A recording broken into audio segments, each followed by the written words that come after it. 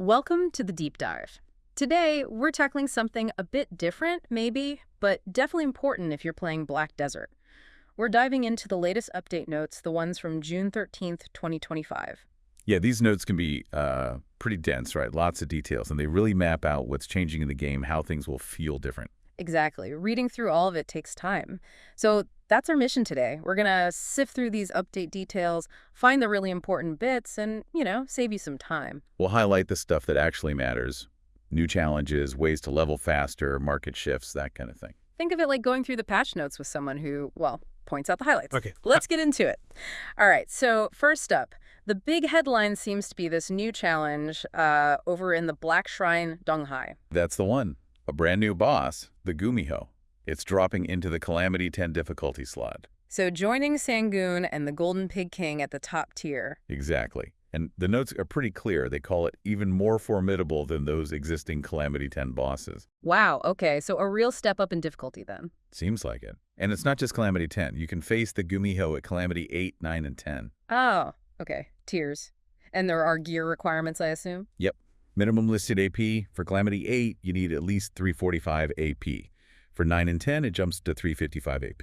Okay, 345 and 355. And I saw a note about the light orb buffs. Right, this is key. At Calamity 8 or higher, those daily light orb stat boosts, they don't count. It's all about your equipped gear and, well, how well you play. Interesting. So it really tests your actual build, not just temporary buffs. Exactly. A true test. And challenging the Gumiho, it uses up your regular weekly attempts for the Black Shrine in Donghai. No extra tries just for this boss. Got it. So you got to choose where to spend those attempts each week. Makes sense. But the rewards are better, right? They said upgraded. Yeah, definitely upgraded. The loot you get from the weekly subjugation scales up. More Essence of Dawn, more gold bars, memory fragments, blossoming Hungut Flame, sealed black magic crystals. Yeah. The quantities increase as you go up in Calamity level. Okay, the guaranteed stuff gets better. Yeah. But what about the rare drops? That's always the exciting part. Right.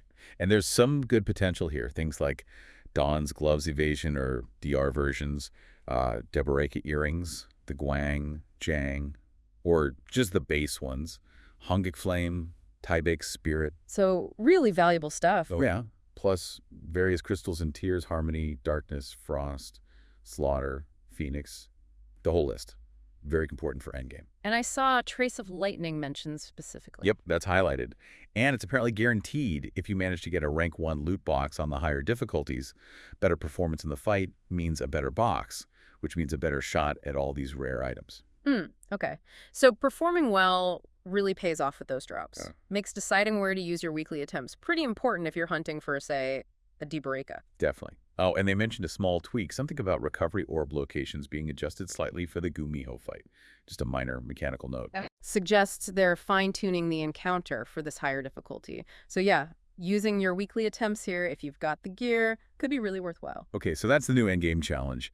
But what about getting to that point? Because there are some big boosts to experience gain in these notes too. Ah, yes, the energy burn buff revamp. The thing you get from your Black Spirit by spending energy. That's the one. Big changes. First off, the 50 energy option. Gone. Now it's always 100 energy. Always 100. Okay, but what do you get for that? Well, the duration is tripled. It goes from 60 minutes up to 180 minutes. 3 hours. Whoa, okay. Double the energy cost, but triple the time. That's way more efficient for grinding. And the buffs themselves are much stronger. Combat EXP goes from plus 20% up to plus 50%. 50%. Nice. And skill EXP jumps from a kind of low plus 8% all the way up to plus 30%. Okay, plus 50% combat, plus 30% skill. That's a significant boost just from burning energy. But here's the really, really good part. Remember how you used to have to pick either combat or skill EXP when you spent 100 energy? Yeah, that was kind of annoying sometimes. Well, not anymore.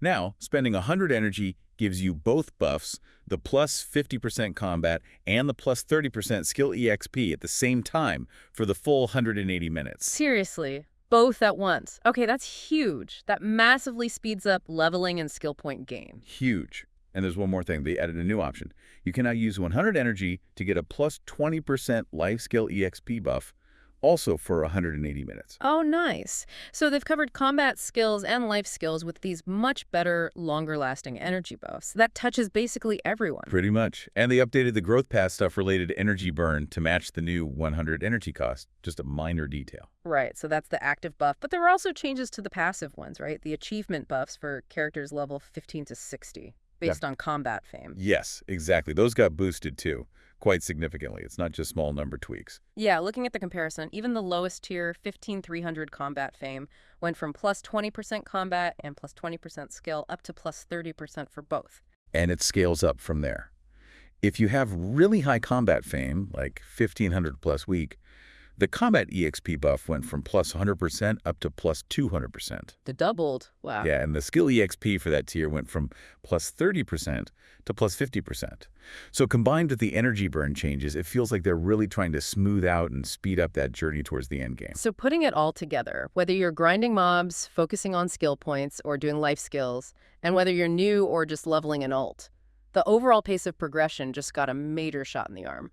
Feels like leveling will be noticeably faster now. Definitely seems that way. It's a pretty broad acceleration. Okay, so if progression is getting faster, that leads us nicely into the economy side of things. Big changes noted for the central market. Yeah, quite a few adjustments there. Yeah. The stated reason is to let more adventurers participate in trading. They're changing the maximum quantities you can list or order for certain items. So instead of listing every single item change, what's the general idea here? What kind of items are affected? It's mainly high-volume stuff. Think basic crafting materials, alchemy ingredients, cooking items, upgrade materials, things people trade a lot of. Like blackstones, ingots, bloods, oils. Exactly. For many of those categories, the maximum amount you can put in a buy order at once has got up significantly, often doubled, sometimes way more. And the maximum you can list for sale has also increased for some key items. So like for plywood's ash, maple, pine, you can now sell up to 20,000 at once instead of 10,000. And buy requests jump from 500 to 2,000. Right, that's a good example. Or things like memory fragments and Caphras stones. The buy request limit jumped from 100 up to 1,000. That makes buying in bulk much easier. And they mentioned something about buying from large stock. Yeah, for items that already have a ton listed on the market, they've increased the maximum you can just buy outright in one click without placing an order. Again, just speeding up bulk purchases. Okay, so the overall goal seems to be making it faster and easier to move large quantities of common goods and popular materials, helping both sellers and buyers who deal in bulk. That's what it looks like. Improving market liquidity, basically. But there's a very important logistical point here. Uh-oh, what's that? To make these changes happen smoothly, they're going to cancel all existing buy and sell orders for all of the affected items during the maintenance on June 18th. All of them. Wow. Okay, so that's a big heads up.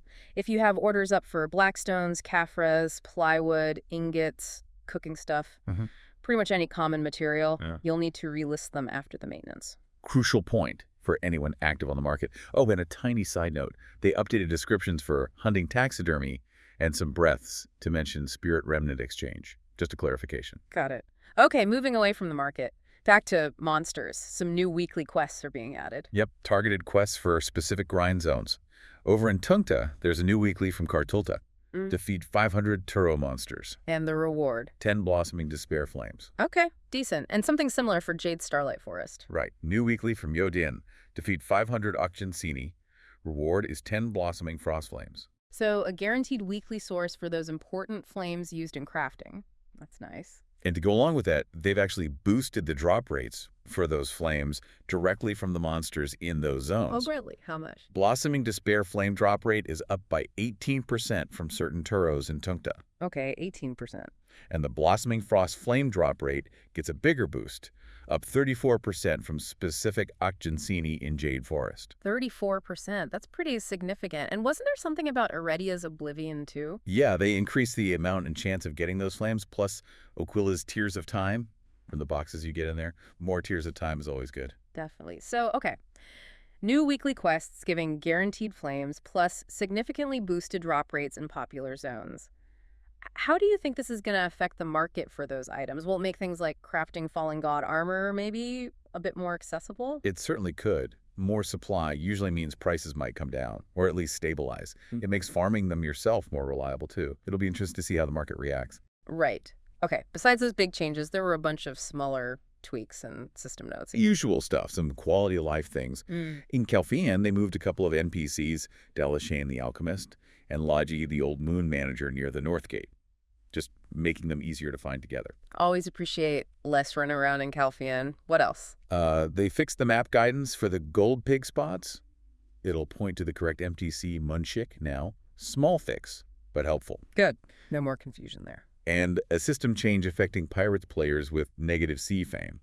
If you're a pirate, you won't be able to repair or resupply your ship at certain wharf managers anymore, specifically the ones in places like Odalita and Kama Sylvia. Adding some consequences to being infamous on the high seas. Makes sense. And just a minor UI thing.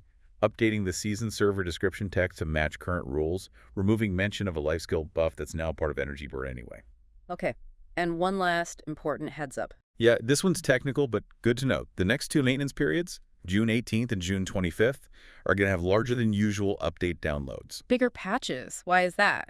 They're replacing sound files over those 2 weeks. Yeah. The reason given is audio stability. So just be prepared for those updates to take a bit longer to download and install. Got it. Good to know ahead of time. And finally, like every update, there's the usual list of bug fixes. Right, the essential cleanup work. Looks like they squashed quite a few bugs across the board. Yeah. World map icons, skill description text, some combat glitches, UI problems in menus, storage, the Pearl Shop. Quest messages, character issues. Right, like characters getting stuck after dying mid-skill or problems with item transfers sometimes.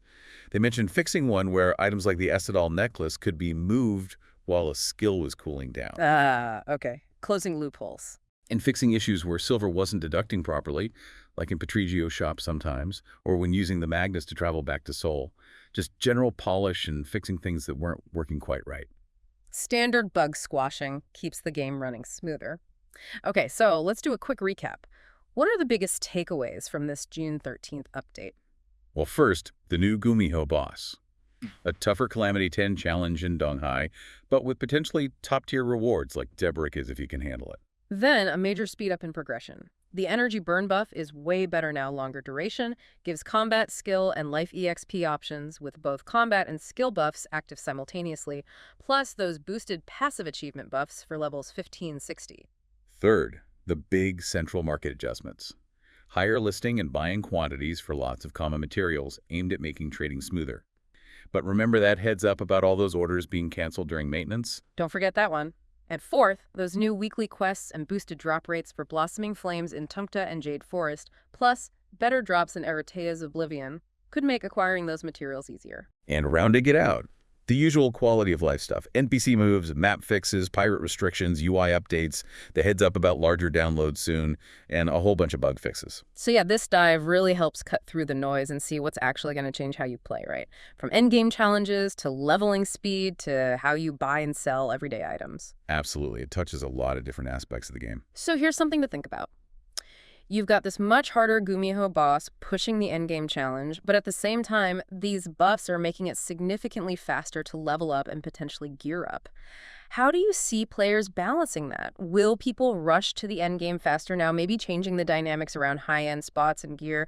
What stands out most to you from all these changes?